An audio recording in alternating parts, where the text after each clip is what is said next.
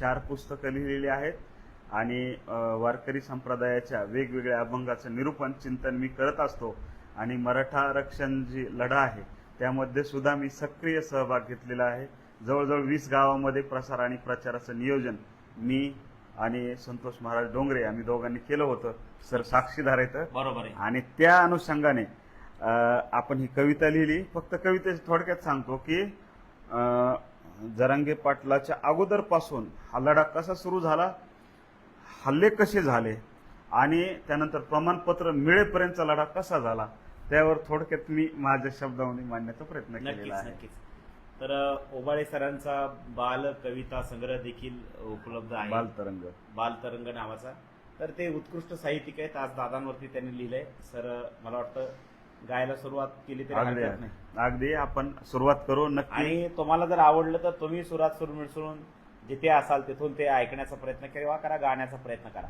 अगदी पोवाड्या टाईप कविता आहे। आपण खूप छान पद्धतीने दादावर शूरवीरांवर पोवाडे लिहिले जातात तशीच पोवाड्या टाईप ही कविता आहे। नक्की आपण मनोज दादा हे शूर आणि वीर आहेत, पाईक आहेत। पाईकपणे ज्योतीला सिद्धांत, शूर दई मात वचनचित्ती तुकोबरायचा अभंग आहे। तर आपण म्हणू मनोज दादा जरांगे। मराठा आरक्षणासाठी, मराठा समाजासाठी त्यांनी कसली कंबर, मनोज दादा जरांगे तुम्ही एक नंबर, मनोज दादा जरांगे तुम्ही एक नंबर।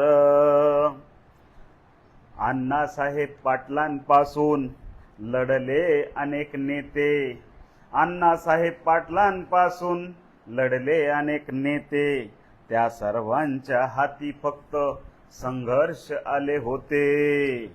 आरक्षणाचा प्रश्न, अहो आरक्षणाचा प्रश्न असा बनला गंभीर,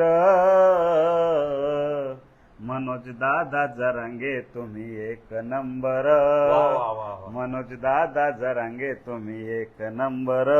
मित्रांनो कवन ऐकणार आहोत, तुम्हाला आवडलं तर नक्की कमेंट्स लिहा आणि आपल्या बांधवांपर्यंत जास्तीत जास्त शेअर करायला विसरू नका। अगदी मराठा आरक्षणासाठी, अहो मराठा समाजासाठी त्यांनी कसले कंबर,